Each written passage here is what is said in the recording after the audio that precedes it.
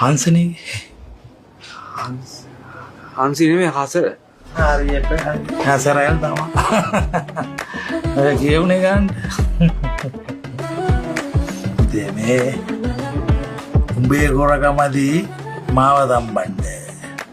අපිත් ඒ කාලේ හොස්පිටල් යනවා කියලා එයාපෝට් එකට යනවා කියලා හොස්පිටල් එකට ගිහිල්ලා ලෙඩු බැලුවා. මම උඹේ තාත්තනේ. තාත්තේ නෑ මේ මම අර යාළුවෝ ගන්න එයාපෝට් එකට ගියානේ යන ගමන් පොඩ්ඩක් හොස්පිටල් එකට ඔළුව දාලා හරි. ඒ කියන්නේ දැන් මෙතන ඉන්න හැම ළමෙක්ගේම පවුලේ කවුරු හරි ඒ ළමයා හරි ලෙඩක් දුකක් වෙලා කොයි හරි හොස්පිටල් එකේ මාර හිටියාම ඔයා දුක් ගන්නාරාල වෙලා ගිහිල්ලා ඔළුව දාලා බලනවා.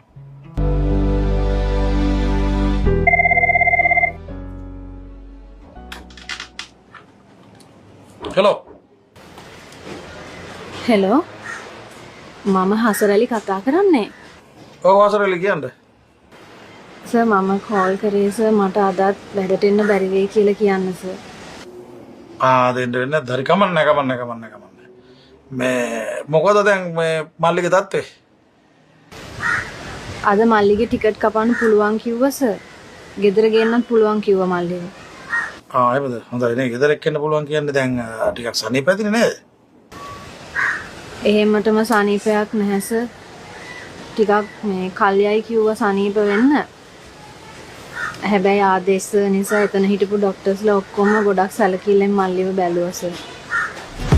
ආදේශන් අනේ ඔව් සර් ඊයේත් ඇවිල්ලා ගියා ආදේශ. ඊයේ ඇවිල්ලා ගියාද?